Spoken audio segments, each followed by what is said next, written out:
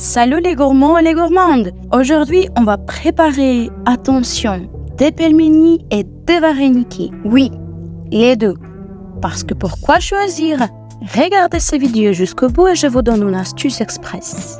Bon, on commence avec un grand classique, la pâte maison. Je prends un saladier, je verse la farine, comme ça, hop, et ensuite je casse un œuf dedans.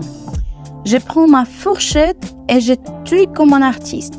Voilà, on veut que l'œuf se sente intégré, pas stressé. Et maintenant, le moment chaud. Littéralement, je verse de l'eau bouillante. Attention les doigts. Et je remonte vite avant que mon œuf ne décide de faire une omelette. Ensuite, on ajoute encore de la farine. On commence à malaxer à la main. Là, ça colle. Normal. Encore un peu de farine, on pétrit, on masse et on encourage.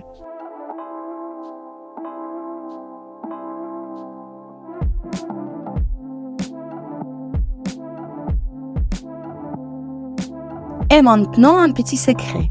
Un peu d'huile de tournesol. Hop, on continue à pétrir jusqu'à ce que la pâte dise « Ok, je suis prête ».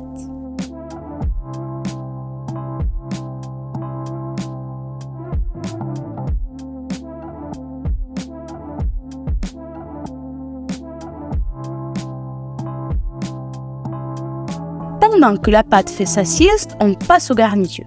Je prends un beurre haché, j'ajoute un oignon émincé et un peu de piment, sel et poivre noir.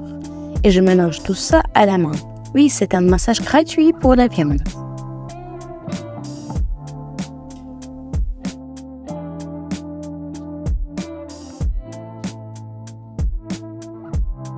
Deuxième version, 100% fromage.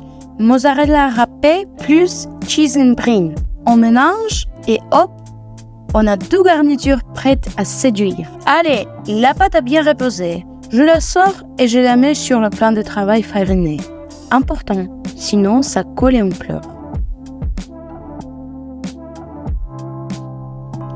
Je la retravaille un peu.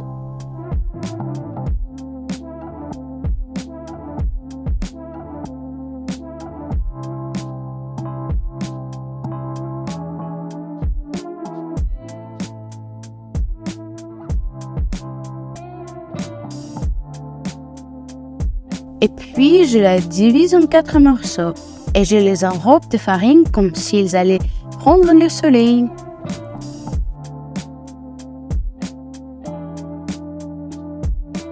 Je prends un morceau, je l'étale, pas trop fin, pas trop épais, comme moi après les fêtes.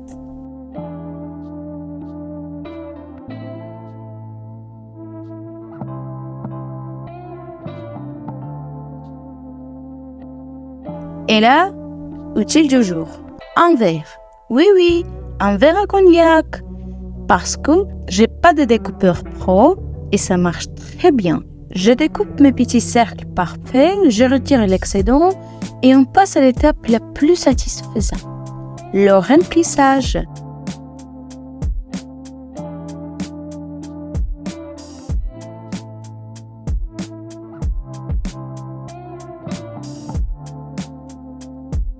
Pour les pelmeni, je prends un cercle, je mets un peu de farce à la viande, je referme bien les bords et je colle les deux extrémités ensemble. Et voilà, petit ravioli russe maison.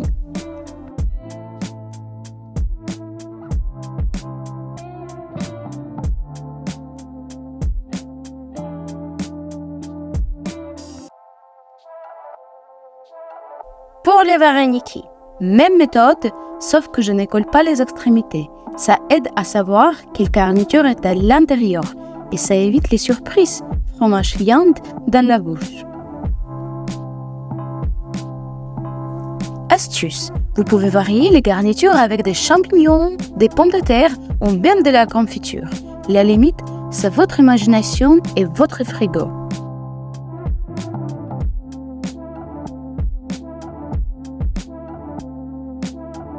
On met 2 casseroles d'eau à bouillir.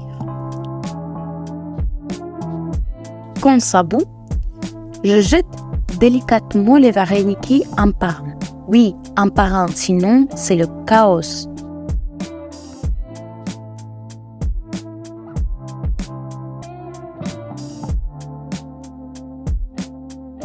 Ensuite, je plonge des pelmeni et je remue doucement. On laisse cuire 10 minutes, ça va flotter comme des champignons quand c'est prêt.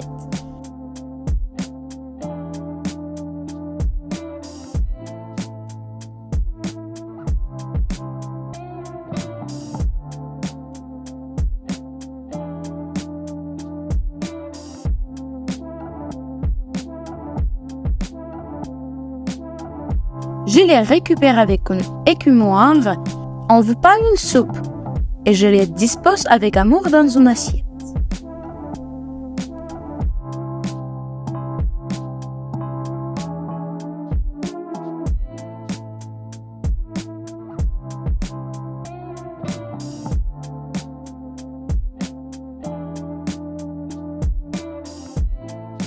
Et voilà le résultat.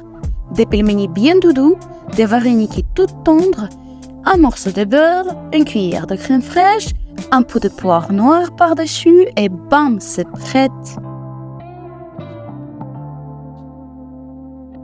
Et au final, une astuce exprès, congélation, trop de pelmeni, parfait.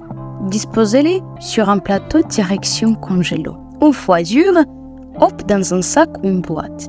Quand la flamme vous frappe, direct dans l'eau bouillante, même pas besoin de décongeler. 10 minutes plus tard, c'est prêt.